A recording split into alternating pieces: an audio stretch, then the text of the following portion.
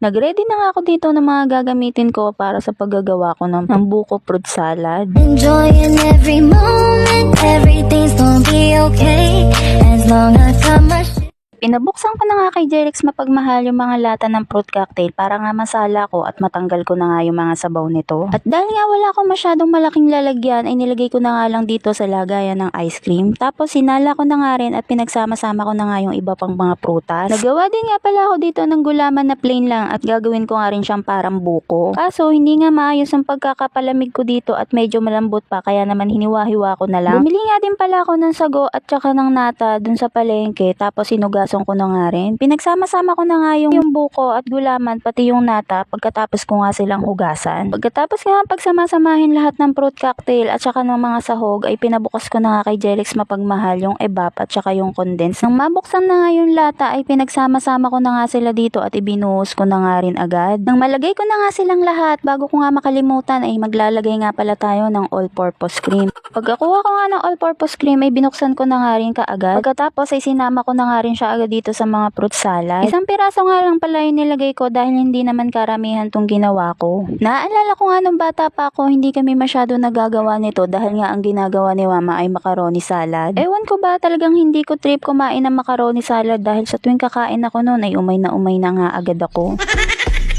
Mas gusto ko talagang kainin yung fruit salad o buko salad kaysa nga sa macaroni salad. Kahit nga araw-arawin ko pa yan basta hindi panis yung fruit salad na ipapakain mo at hindi rin panis yung gatas. Nang mailagay ko na nga yung all-purpose cream, evap at condense ay hinalo-halo ko na nga rin kaagad. Pagkatapos ko nga haluin tong fruit salad ay pinakuha ko na nga sa kanila yung keso na pinahiwa-hiwa ko ng maliliit. Syempre hindi pwedeng mawala yung keso sa fruit salad o buko salad. Pagkalagay ko nga nitong keso ay hinalo-halo ko nga rin to kaagad. Syempre dinamihan ko para mas malasa at mas masarap. Hindi pa nga ako nakontento dyan, nag-add pa nga uli ako ng maraming cheese. Dahil nga maliliit lang naman yung gayat nito kaya naman okay lang. Habang ine-edit ko nga tong video to, ewan ko ba at natatakam na naman nga ako.